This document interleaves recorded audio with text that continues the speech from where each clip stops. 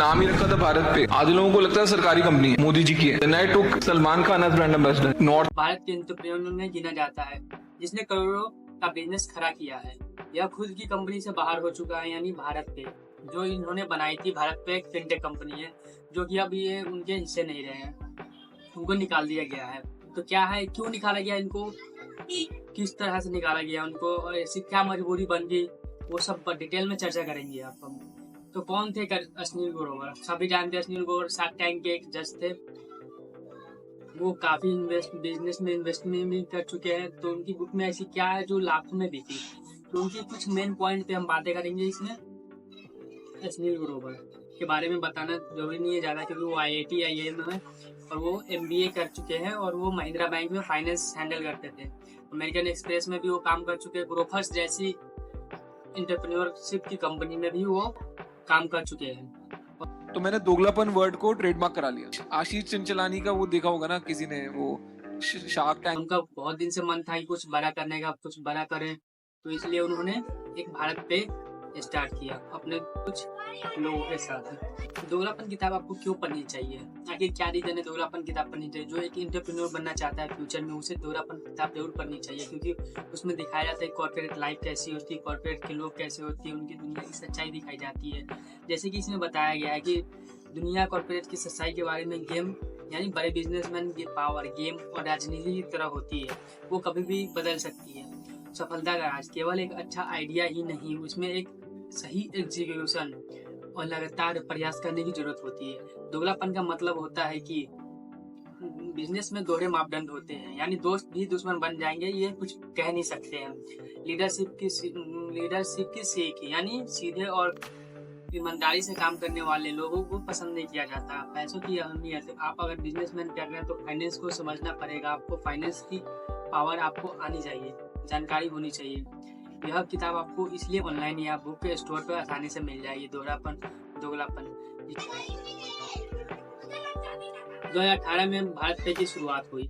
उन्होंने छोटे व्यापारियों को लिए एक ऐसा सिस्टम बना दिया जो कि ऑनलाइन पेमेंट भेज सके,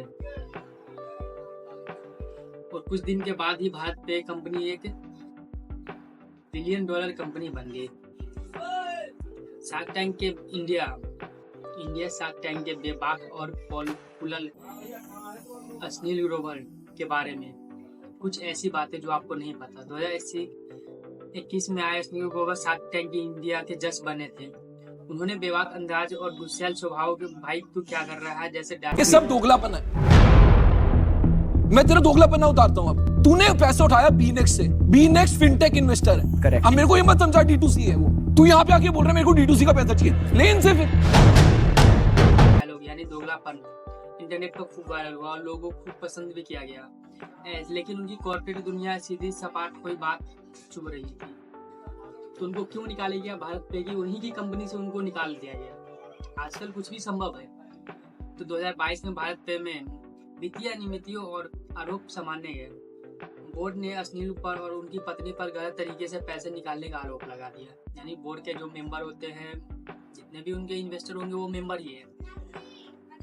तो उन्होंने गलत तरीके से पैसे निकालने का आरोप लगाया अश्नील ग्रोवर और उनकी पत्नी पे। अश्नील ग्रोवर को जबरदस्ती कंपनी छोड़नी पड़ी, लेकिन उनका यह कारण था कि कॉर्पोरेट राजनीति का एक हिस्सा था।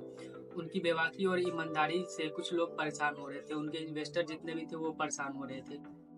उनको रास नहीं आई कि ये ईमानदार व्यक्ति, ईमानदारी से कोई काम चलता नहीं है। उन्होंने चलाया और 60,000 करोड़ की कंपनी भी बनाई, लेकिन किसी को रास नहीं आई इन्वेस्टर को, इसलिए उनको निकाल दिया गया।